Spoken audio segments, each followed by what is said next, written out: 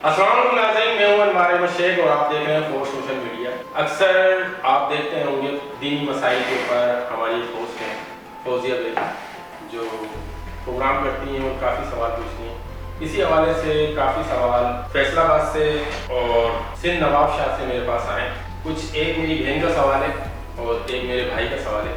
उसी हवाले से हम अलीमुद्दीन साहब यहाँ मेरे साथ स्टूडियो में तशरीफ़ रखते हैं, जो किसी तारीफ के मोहताज नहीं, समाजी शख्सियत की हैं और इंसानी खिदमत के लिए काम करते हैं। अस्सलाम वालेकुम, कैसे हैं हज़रत? हज़रत ये बताएं कि आजकल एक चीज़ बड़े ज़ोरों शोर पे चल रही है कि खुला। एक हाल ही में मेरी बहन ने सवाल लिखा है कि मेरे शोहर ने मुझसे ज़बरदस्ती खुला ले लिए, जबकि मौलानाओं का कहना यह है कि आपको तलाक नहीं हुई और उसने कोर्ट में जाके उससे खुदा एक तरफा ले ली। तो इस बारे में आपकी क्या राय है? सवाल भी आपका गलत है। जिस बहन ने भी सवाल दिया, औरत को तो खुदा देने का हक ही नहीं है। नहीं, एक तरफा मर्द के लिए है और एक तरफा जैसे कुछ मर्द ऐसे हैं जो एक तरफा जाके कोर्ट में नोटिस पहुंचाते हैं। जो हमारा कानून है, पाकिस्तान का कानून है, उसमें ये दोनों चीज़ें आ रही हैं कि औरत को भी हक दे दिया पाकिस्तान के कानून ने और मर्द को भी हक दे दिया। तो इस बारे में क्या कहेंगे कि एक औरत का कसूर नहीं है और उसके बावजूद भी जो है उसका शोर एक तरफा उसको नोटिस भेजता है और एक तरफा उसको खुला ग्राउंड हो जाती है। तो उस बारे में क्या कहेंगे? इस पे तो फतवा दिया है, दारुल उलूम कराची ने भी फतवा दिया है और बरोड़ी टाउन का भी फतवा इस पर मौजूद है कि कोर्ट का जो जज है वो खुदा के मामलात में कायम मुकाम काजी के है, तो वो जो फैसला देगा उसको मुकद्दम समझा जाएगा। अच्छा, एक तो हो गया ये आपकी कानूनी बात। और दूसरी बात ये है कि ये सवाल आपसे पूछने में अच्छा है कि इसका एक सवाल नामा ये बना है जहाँ मैं बरोड़िया टाउन को भेज दें या दारुल उलूम कराची में भेज दें और मुफ्ती कराम बैठे हुए हैं, वो इसका मुफस्सल और बहुत अच्छा जवाब इंशाल्लाह उसको देंगे। बहरहाल बाकी दोनों दारुल उलूम के जो फतवा हैं, फतवे हैं, वो ये हैं कि जो जज है वो काम चलिए इस बात को आप इस तरह देख लें कि औरत खुला ले रही है और मर्द उसमें रजामंद नहीं है, तो हमारा दीन क्या कहता है उस बारे में? दीन के अंदर तो औरत को इजाज़त नहीं दी है खुला लेने की, लेकिन अगर कोई ऐसी सूरत बन जाती है कि उनका आपस में मेल मिलाप नहीं होता तो उसमें उस सूरत में काजी है।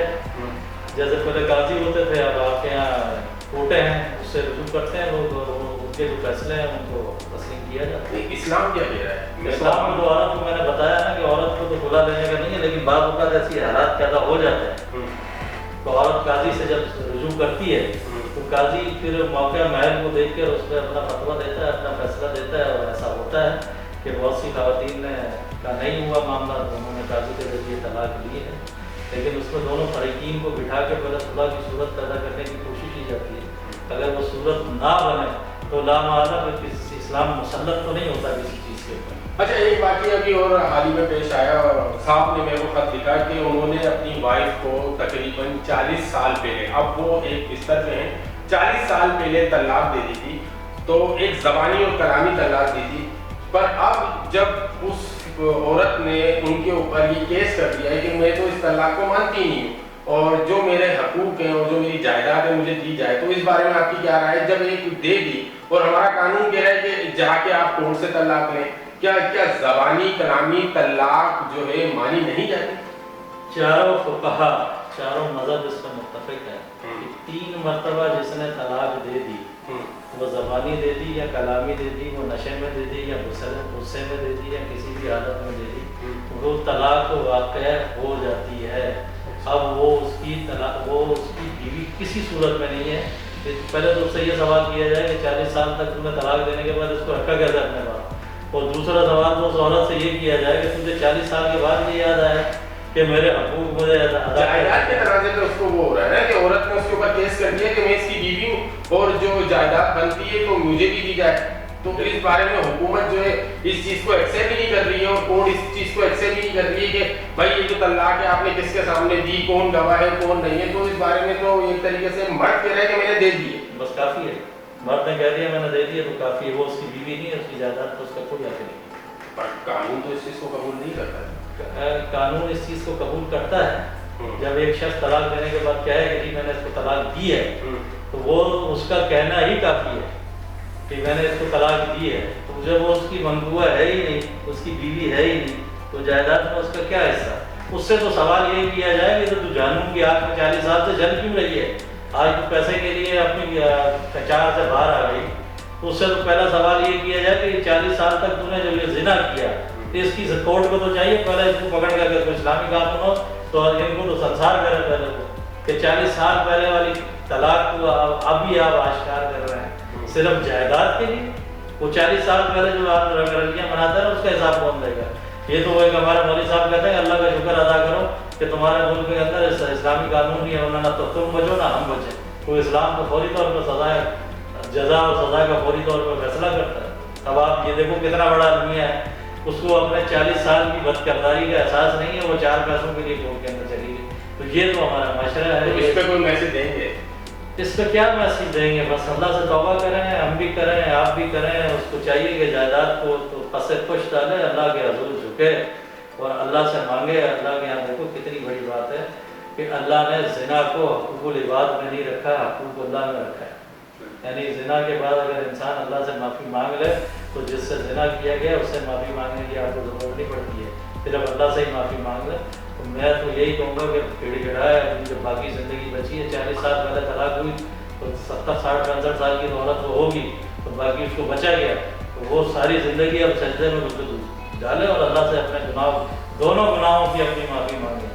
وہ مرد بھی مانگے اور یہ عورت بھی مانگے، یہ مال اور مزاح کے چکر میں نہ پڑے۔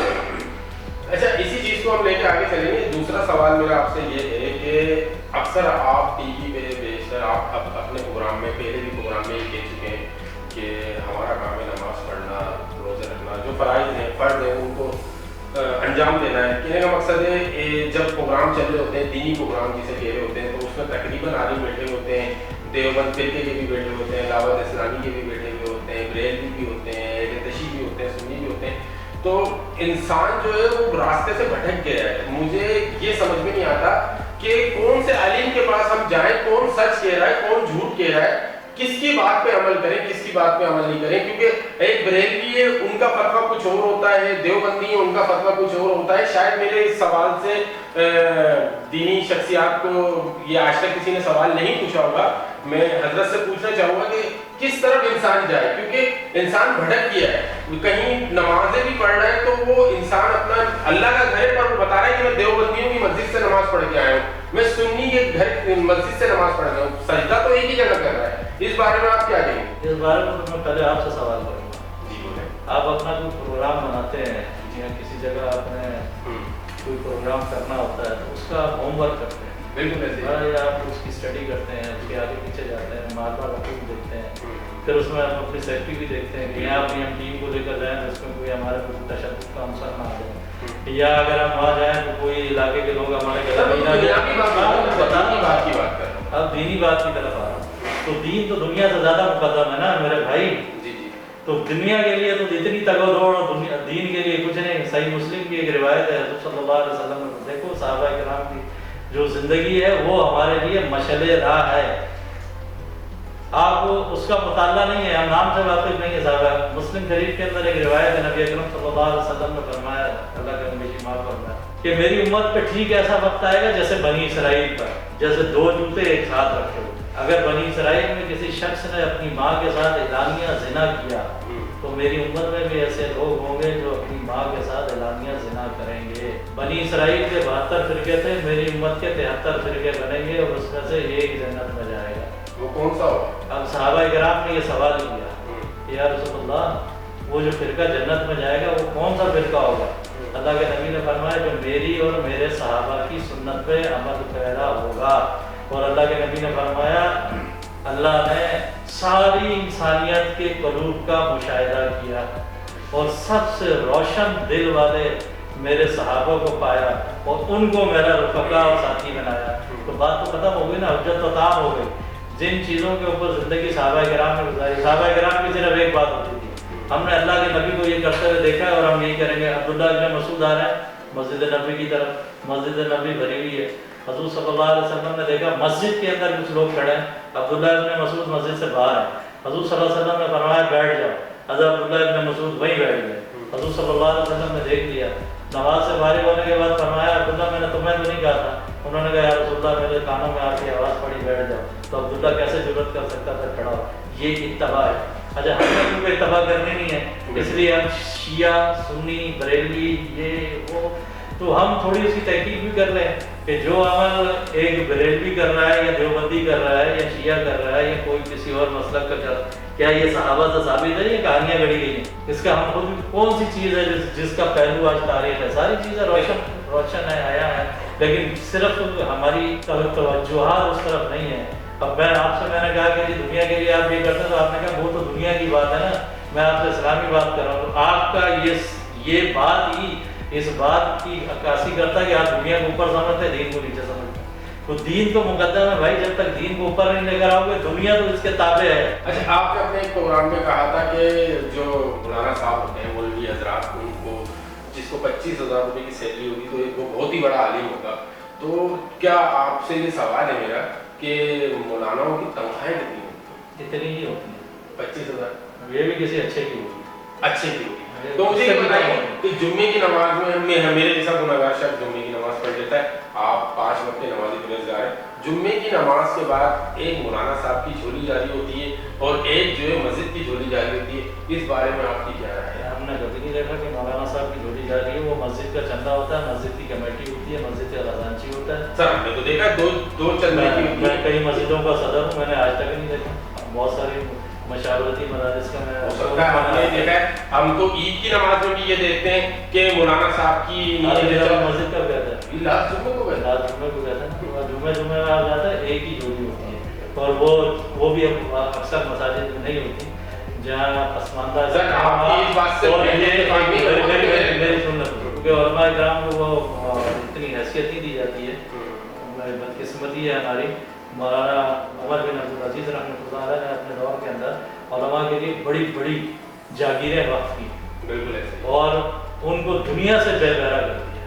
نور الدین زنگی رحمۃ اللہ علیہ نے بہت بڑے بڑے مدارس قائم کیے، اور سب سے بڑی تنخواہ اس وقت کے عالم کی ہوا کرتی تھی۔ اور آج ابھی آپ دیکھیں آپ کا بجٹ آیا، اس میں مندروں اور بت خانوں کے لیے تو پیسے رکھیں، مسجدوں کے لیے رکھیں، کوئی 1 روپیہ ہے۔ اور یہ جو آپ نے سوال کیا دو جھولیاں، یہ قطعاً بالکل غلط بے بنیاد ہے، نہ میں نے کبھی یہ دیکھا اور نہ میں نے کبھی یہ سنا، اور میرے لیے حیرت کی بات ہے کہ میں آپ کے منہ سے پہلی دفعہ یہ نہیں سر حضرت آپ نے نہیں دیکھا، پھر میرے ساتھ ہوا جو آنکھوں دیکھی بات ہے، میں ناظرین کو وہی بتاؤں گا۔ چلے ایک بات میرا بس آپ سے آخری سوال ہے، آخری سوال یہ ہے کہ مسجد اللہ کا گھر ہے، اس بات سے تو ہر بندہ کوئی بنائی نہیں کر سکتا، سبھی مانتے ہیں مسجد اللہ کا گھر ہے، پر آج کل کی مسجدوں میں ایک دوسرے کے لیے بیان بازی، وہاں پہ اللہ کا ذکر ہونا چاہیے، نبی کی سنتوں پہ باتوں پہ اس کا تذکرہ ہونا چاہیے کہ نبی نے اپنی زندگی کیسے گزاری۔ پر میں زیادہ تر نوٹس کرتا ہوں، میں کوئی عالم دین کی برائی نہیں کر رہا ہوں، تو استغفر اللہ، اور میں کسی کے اوپر تنقید نہیں کر رہا ہوں، اگر کسی کو میری بات بری لگ رہی ہو تو میں انتہائی ہاتھ جوڑ کے معافی چاہتا ہوں، پر میں یہ دیکھتا ہوں کہ ایک دوسرے کو تنقید کا نشانہ بنا رہے ہوتے ہیں، تو اس چیز کو آپ کیا کس نظر سے دیکھیں گے، یہ صحیح ہے یا غلط ہے؟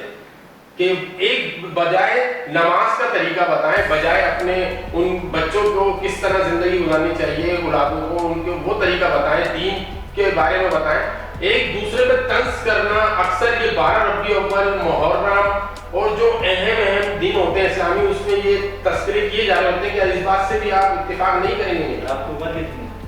میری تقریباً 36۔ 36 سال کی عمر میں اگر آپ کو نماز کا طریقہ بھی نہیں آتا، تو مسجد پہ بیٹھا ہوا مولوی بھی بتائے گا، ایک بات سننا میری، عالم کے اوپر فرض عین ہو جاتا ہے، اگر وہ کوئی ایسی بات سنے جو دین اور شریعت کے خلاف ہو، اس کا اگر وہ اظہار اپنے ممبر سے نہیں کرے گا تو وہ گناہ گار ہے۔ اس لیے یہ جو اختلافی مسائل ہوتے ہیں، کیونکہ ہر مسجد پہ اس کا ایک حلقہ احباب ہوتا ہے، اس کی ذہن سازی کرنا اس عالم کا کام ہے، وہ اپنے مقتدیوں کی اگر ذہن سازی نہیں کرے گا تو اس میں اختلافی باتیں تو ہوں گی۔ اگر کوئی اختلافی بات ہے اور ایک عالم سمجھتا ہے کہ یہ اس میں جو فلاں آدمی نے یہ بات کی یہ غلط ہے، تو اب اس کا فرض ہے کہ وہ اس کی صحیح تشریح بیان کرے گا، جس کو آپ کہتے ہیں جی یہ اختلافی باتیں ہیں۔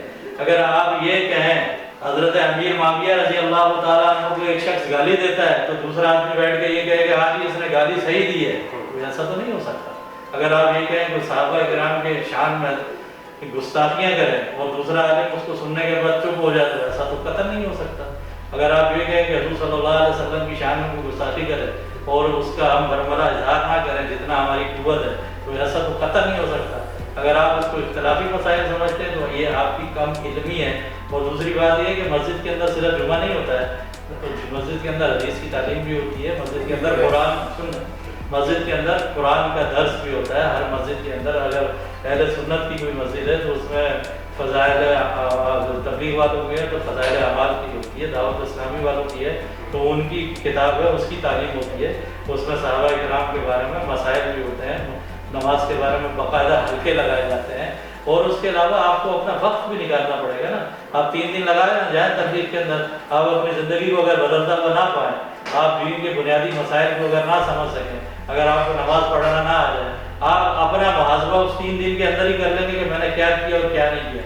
लेकिन मसला ये है कि हमारे पास तो आपने तो जाना जुम्मे वाले दिन, तो जुम्मे वाले दिन जाके भी आपने ये देखना कि ये गलत बात कौन सी कर रहा है। नहीं तो हजरत बात ये है कि क्या ये चीज शोभा देती है कि किसी के ऊपर तनकीद करना हमारे इस्लाम में है कि एक मौलवी दूसरे के ऊपर तनकीद करे? क्यों नहीं है हमारे तो इस्लाम वो के अंदर। दूसरा तो मौलवी है ना। नहीं, अगर एक साबित करें उसके लिए फिर मनाजरे नहीं होते, फिर आप भी जाती है नशिस्त आगे आगे आगे आगे आगे आगे से आगे नहीं बढ़ती है। नहीं, हर मौलवी सिर्फ और सिर्फ अपने मतलब की ही बात क्यों करता है? स्टोरी 2 से शायद आपको बुरी लगे कि सिर्फ और सिर्फ फतवा भी वही ढूंढ के निकालेगा जो उसको अच्छा लगेगा। वो अपने मसलक की नुमाइंदगी तो हर शख्स करेगा। आप मिसाल दें। नहीं, मिसाल में तो आपने अभी कहा ना कि 72-73 फिरके बनेंगे, आपने अभी कहा ना कि 73 में से अल्लाह के नबी ने कहा, और तो उस पर आपने कहा कि एक फिरका जाएगा। तो ये कैसे साबित होगा कि हम कौन से फिरके में नमाज पढ़े, हम कौन सी मस्जिदों में जाएं? मेरा पूछने का और आवाम भी जानना यही चाहती है कि नमाज के असल तरीके किस फिरके में जाके हम नमाज पढ़े। नबी ने तो कहा, नबी ने निशानदेही करी थी। अब मैं देखो एक बात करूंगा, फिर आप कहोगे कि ये जी इख्तलाफी बात है। इधर सबसे बड़ी चीज़ जो हमें नुकसान दे गई वो बिदअत हसना, इस किस्म की जो चीज़ें हैं ना, जिन चीज़ों को बुनियाद बना के हमने दीन के अंदर एक नया रंग घोल दिया। हज़रत सल्लल्लाहु अलैहि वसल्लम का विसाल सन 11 हिजरी में हुआ। हज़रत अबू बकर सिद्दीक़ रज़ी अल्लाह तआला अन्हु के दौरे खिलाफत तकरीबन 2.25 साल। कितने 12 रबीउल अव्वल आए? 3 आए, मनाया। 10.5 साल हज़रत उमर का दौरे खिलाफत है, कितने 12 रबीउल अव्वल आए? 14 है, मनाया। हज़रत उस्मान गनी रज़ी अल्लाह तआला अन्हु तकरीबन 12.5-13 साल, कितने रबीउल अव्वल आए? 13 और 13 26। हज़रत उस्मान गनी रज़ी अल्लाह तआला अन्हु का दौरा खिलाफत 12.5-13 साल, 13 साल, उसमें कितने 12 रबीउल अव्वल गुजरे? हज़रत अली रज़ी अल्लाह तआला अन्हु 4 साल, 4 साल। हज़रत हसन रज़ी अल्लाह तआला अन्हु 6 खलीफा थे। उसके बाद हज़रत अमीर मुआविया रज़ी अल्लाह तआला अन्हु तकरीबन 19 साल तक खलीफा मुस्लिम। कितने 12 रबीउल अव्वल आए? हज़रत सल्लल्लाहु अलैहि वसल्लम से किसी ने बरसर मिंबर पूछा। अरब के अंदर एक गैरत होती थी, अपनी औरतों के नाम मिंबर पर नहीं लिया करते थे। किसी ने पूछा, या रसूलुल्लाह आपको सबसे ज्यादा मोहब्बत किससे है? फरमाया आयशा से। फिर पूछा उसके बाद, फरमाया आयशा से। फिर पूछा किसके बाद? फरमाया आयशा से। फरमाया उसके बाद, फरमाया आयशा के वालिद से। ना कितनी मोहब्बत होगी। हज़रत आयशा सिद्दीक़ा रज़ी अल्लाह तआला अन्हा का सन 57 हिजरी के अंदर इंतकाल हुआ। तो कितने 12 रबीउल अव्वल गुजरे भाई? तो ये ज्यादा आशिक रसूल थे या वो ज्यादा आशिक रसूल थे? अच्छा, फिर यहाँ एक सवाल किया, इस सवाल का ये जवाब दिया जाता है कि जी आप अपने बच्चों की भी तो सालगिरह मनाते हैं। अगर हमने हज़रत सल्लल्लाहु अलैहि वसल्लम की सालगिरह मना ली तो इसमें क्या है, आपको एतराज़ है?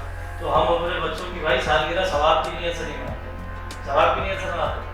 आप कोई दीनी काम करें और उसमें आप काम बुनियादी करें और उसमें नियत सवाब भी कर लें तो ये बिदअत हो जाए। और फिर इसको आप करें ऐसे फर्ज की तरह। हज़रत अब्दुल्लाह इब्न मसूद रज़ी अल्लाह तआला अन्हु फरमाया करते थे कि नफली इबादत कभी करो कभी छोड़ दो वरना बिदअत में दाखिल हो जाओगे। तो हम इतने एहतमाम के साथ इन चीज़ों को करें और फर्ज समझ के करें तो ये मेरे भाई ये क्राइटेरिया है। साहब ये तो एक छोटी सी बात है जो मैंने आपको खिदमत कर दी कि हज़रत तुफैल बिन आमिर रज़ी अल्लाह तआला अन्हु आखिरी साहब सन 115 हिजरी में उनका इंतकाल हुआ। तो सन 115 हिजरी में मतलब 115-12 रबीउल अव्वल तो गुजरे होंगे ना, तो उसमें कितने बड़े बड़े सहाबा गुजरे, तो उनमें से किसी ने मनाया।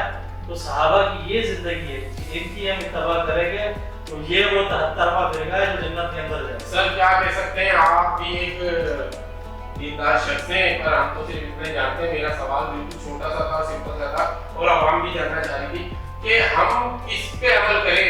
कोई कहता है 12 रबीउल अव्वल मनानी चाहिए, कोई कहता है 12 रबीउल अव्वल नहीं मनानी चाहिए।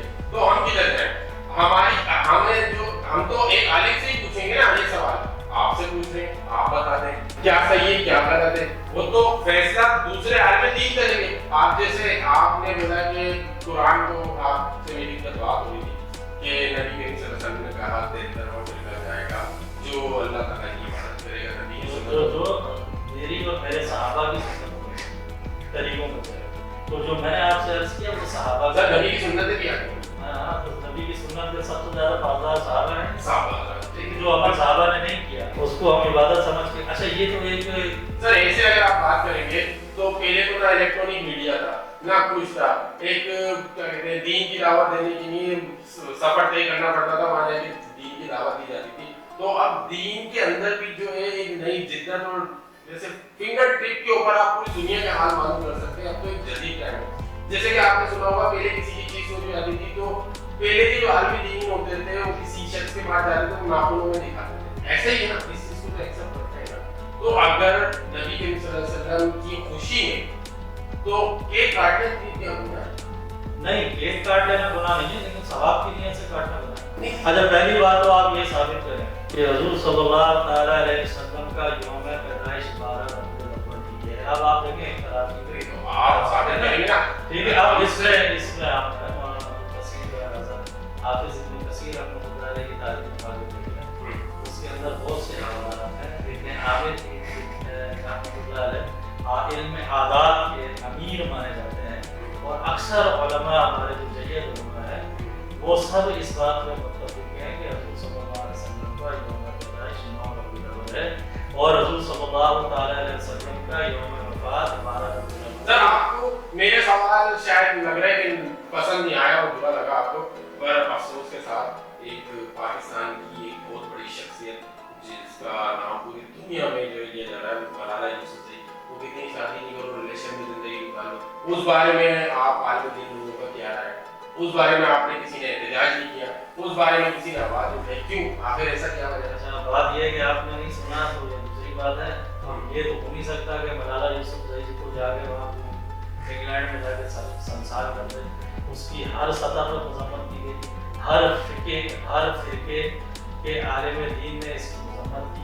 اب بات یہ ہے کیا اس کو اسلام سے خارج کرا اتنی بڑی بات. اسلام سے خارج کرنا میرا کام نہیں ہے کہ اس کو اسلام سے خارج کیا. اسلام سے تو خارج ذرا مولانا عطا بچہ بخاری رحمۃ اللہ علیہ سے کسی نے پوچھا کہ جی اسلام میں داخل ہونے کا کیا طریقہ ہے. انہوں نے کہا لا الہ الا اللہ محمد رسول اللہ کی گواہی دینا. یہ وہ دروازہ ہے جو شہادت کی گواہی دے گا صلی اللہ علیہ وسلم کی نبوت کی اور اللہ کی توحید کی وہ اسلام میں داخل ہو جائے گا.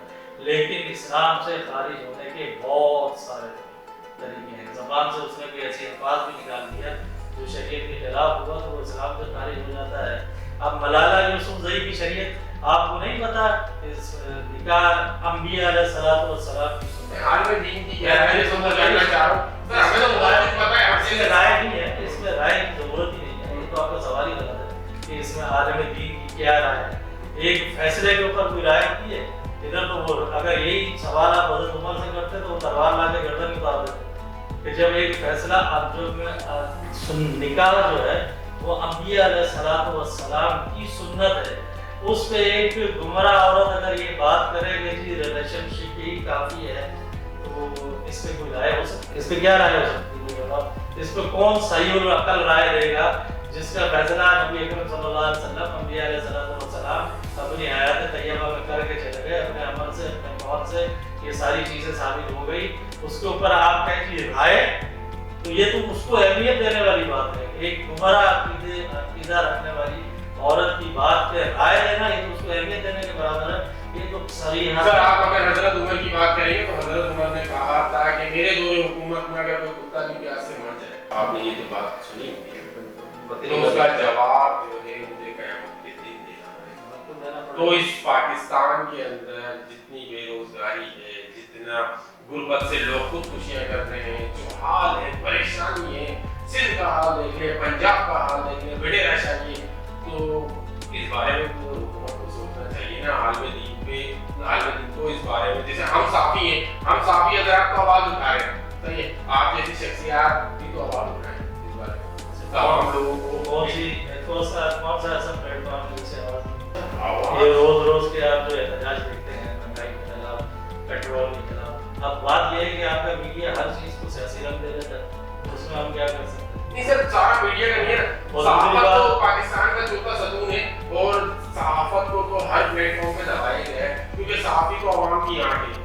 से मजलूम साथी, ठीक है, आवाम की आंख बनते हैं, सच दिखाते हैं। वो कुछ आलिमों को भी बुरी लगती है, कुछ सियासतदानों को भी बुरी लगती है। हमारी तो सिर्फ कसूर ही इतना है कि हम सच बोलते हैं। आप बताते हैं हम क्या नहीं बोलते, सच ही बोलते हैं ना। नहीं माशाल्लाह आप सच तो बोलते हैं, इसमें कोई दो राय नहीं है, लेकिन इसमें भी कोई दो राय नहीं है कि आप मुकम्मल सच आके पहुंचाते नहीं हैं। आप बताएं ना, हम देख सुनना चाहिए।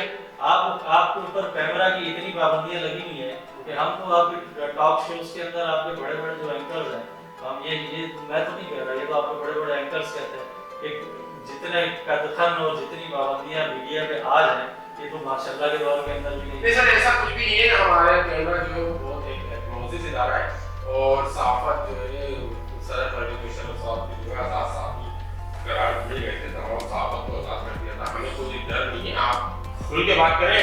मेरा प्रोग्राम तो आवाम के लिए होता ही सच पे होनी है। आपको जो मैं बिल्कुल खुल के कह रहा हूँ, ये जो आपने बात की है सराहत है।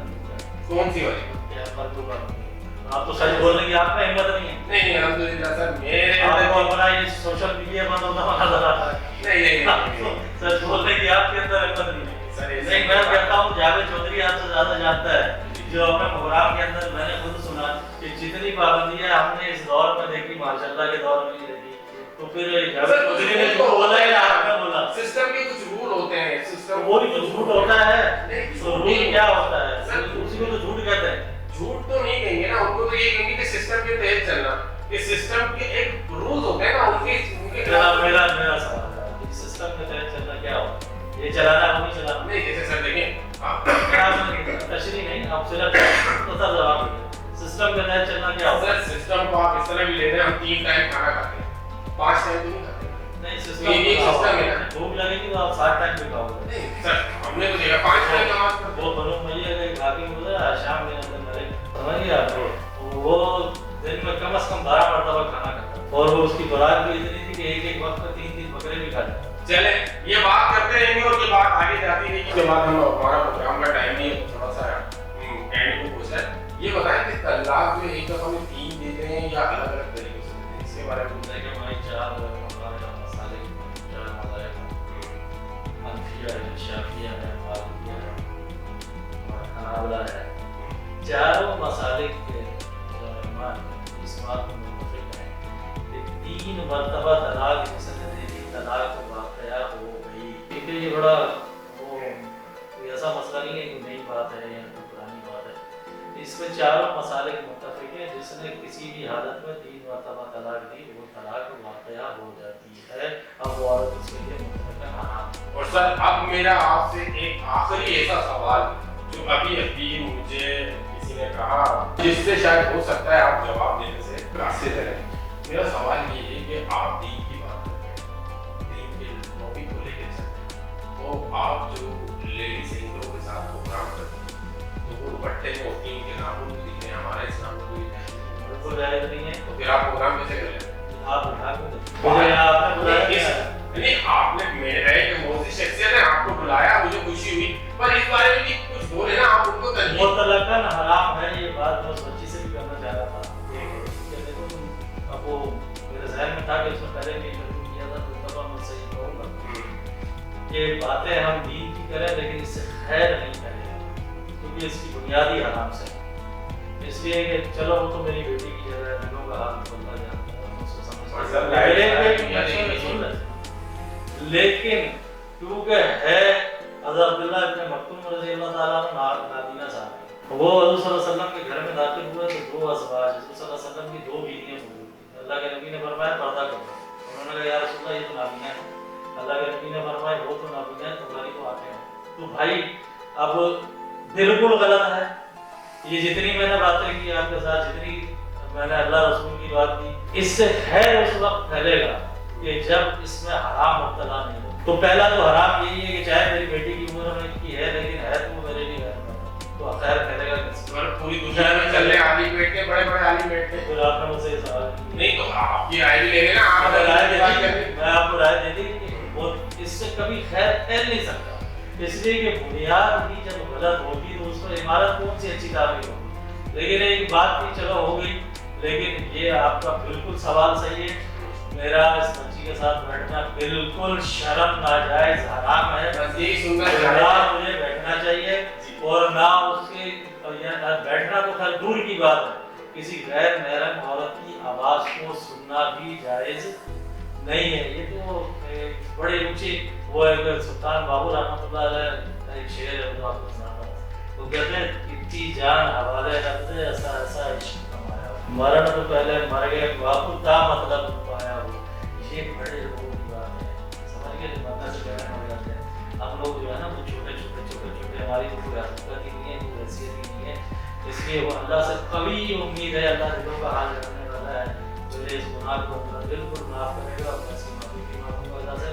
اور آپ کا سوال بالکل صحیح ہے اور میں اس سوال کے جواب کو دینے سے قطعاً قاصر نہیں تھا، یہ سوال میرے دل میں تھا کہ جب بھی بچی جب سے بات کرے گی تو میں تو میری بات سے منسلک ہے، دین کی بات ہو رہی تھی تو میں نے بولا آپ سے یہ سوال کہ وہ جب آپ ساری بات دین کو اداروں کا محتاج نہیں ہوتا ہے، دین کو اپنی پاسداری خود کرتا ہے، اس کی حدود متعین ہے، ان کو ہم بحال کریں گے تو اس سے خیر قطعاً نہیں پھیلے گی۔ سر آپ کا پروگرام میں آنے کا بہت بہت شکریہ اور انشاءاللہ ہم اگلی دفعہ کچھ نئے سوالوں کے ساتھ جو ہمارے کو عوام دیتی ہے ہم ان سوالوں کے ساتھ آپ کو دوبارہ یاد کریں گے اور آپ کو اپنے پروگرام میں بتائیں گے۔ ناظرین اسلامی آپ نے دیکھا میرا پروگرام کھلا سچ، یعنی کہ میری عادت ہے میں سچ وہی پوچھتا ہوں جو ہونا چاہیے، فیصلہ آپ لوگوں نے کرنا ہے، کمنٹس میں بتانا ہے کہ کیا صحیح ہے کیا غلط ہے۔ اب تک کے لیے مجھے دیجیے اجازت، پاکستان زندہ باد۔